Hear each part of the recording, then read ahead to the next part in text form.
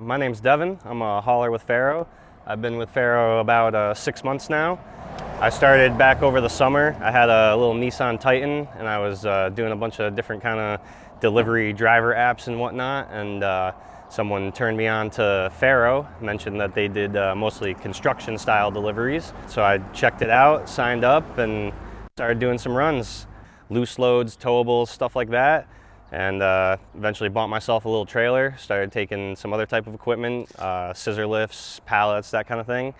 And eventually I was able to save up some money and upgrade to a nice 2500, carry some real weight now. So what would you say has made you a successful hauler with Faro? I would say there's a few different aspects. One is definitely the team behind us. You know, anytime you have a problem, you can just call and actually talk to somebody, get the information that you need, get a resolution in place. On top of that, having a solid platform and constant work. Sure. Have you been on other platforms? A little bit, yeah. I've been on like Roadie, Bungee, Dolly, a few of those type of apps. There's a couple that you can at least kind of text somebody and get a response, but in terms of like calling and talking to a person, yeah, I'd say Faro's been the best hands down at that. When it comes to deliveries, no one likes sitting and waiting around, you know. At least with Faro too, you know, you're paid for your wait time. A lot of these other apps you aren't, so it's really frustrating when you're sitting there not able to deliver a product and you can't get in touch with anyone to get a resolution. So I think the other thing that comes to my mind at least is just you know, safety as a priority. You know, I have a mechanical engineering degree, so I have a pretty good grasp on physics and you know, making sure a load is secure, that kind of thing. And I'd say that's helped a lot in just, you know, being efficient and being professional and just, you know, being safe mainly. What would you tell a new hauler or someone thinking about working with Faro? What tips would you give them or advice? Yeah, I guess I would say the biggest ones are just being friendly and professional. You know, a lot of times, especially on construction sites, people are behind schedule. Maybe they're having a bad day. So you just being, you know, cheerful and an easy person to deal with goes a long way with people sometimes. And then as far as like a recommendation, so say someone either is on the fence of working with Faro or just hauling in general. Yeah. What would you do or say to encourage them to go our way? Yeah, I would say mainly that so far, I mean, obviously, you know, money isn't everything, but this is, you know, definitely the better paying app that I've found. You know, they treat you like a real asset. You're not just another driver out on the road making them money.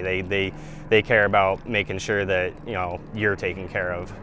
If you were to break down into just 3 tips for a new hauler working with Faro, what do you think would be the most important things, the 3 most important things?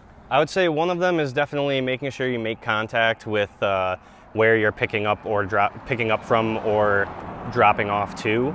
Not a lot of the times, but you know, a good handful of times an address can be incorrect, or that particular company has 2 different sites, and maybe the address is leading to one site, but it really needs to go to the other. So calling and contacting your contacts just saves a lot of time. Make sure they're ready for you, make sure the address is correct. So I think that's a pretty big one. Another, I kind of mentioned it before, but just making sure that you're safely strapping, chaining, securing the load. You know, I've definitely been on loads where you look in the rear view and things start to come loose a little bit just from shifting around, and you know, it's always important to make sure you stop and either re-secure it or tighten it down, do whatever you need to do to make sure that thing's not wiggling around, because that's an easy one to happen. Lastly, let me think about this for a second.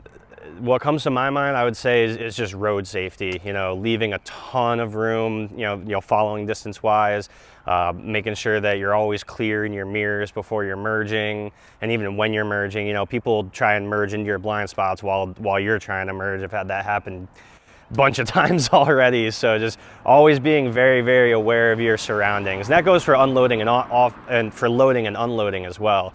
You know, obviously being safe on the road is extremely important, and there's only so much you can do with other people around you. But when it comes to loading and unloading, you know, positioning yourself in a safe area while things are being offloaded, that's a big one for sure. So tell me a little bit about your graduation from just doing small loads up to now you're doing as big as Faro can do. Yeah, so There's kind of a couple of points to that, I guess. So one of them is that, ironically, if I didn't go to school for mechanical engineering, I probably would have gotten my CDL and been a trucker.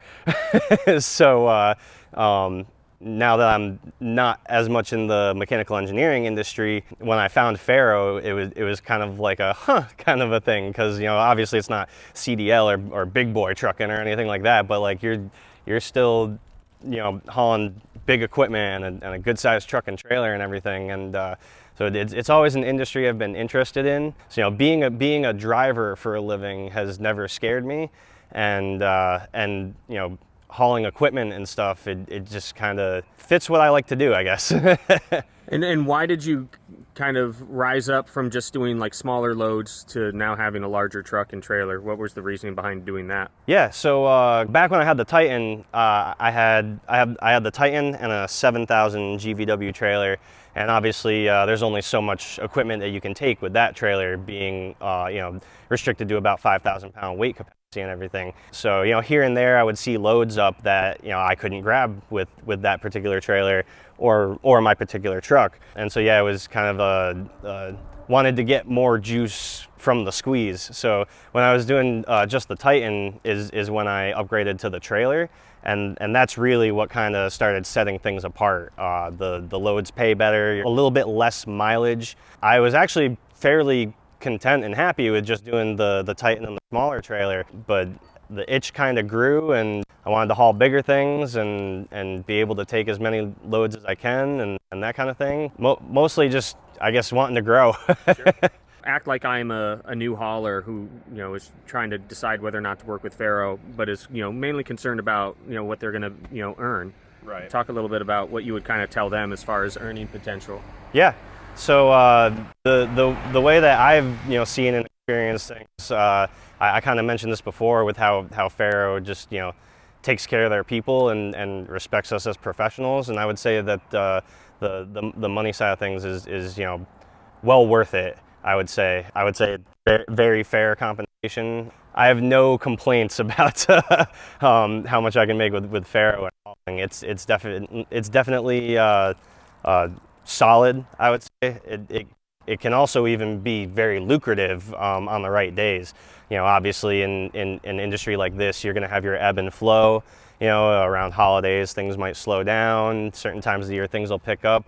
But I would say overall, in my experience, especially with hauling a trailer, it's good. More than pays the bills. As far as like time independence, you're not glued to Faro by any stretch. Is that another benefit to you, where you're able to kind of just manage your time how you want, work as much as you want, work as little as you want? Yeah, so that's actually a huge benefit and part of the reason that Faro works so well for me personally, because I also own my own business. I do sound system and lighting rentals for like small parties, music shows, that kind of a thing.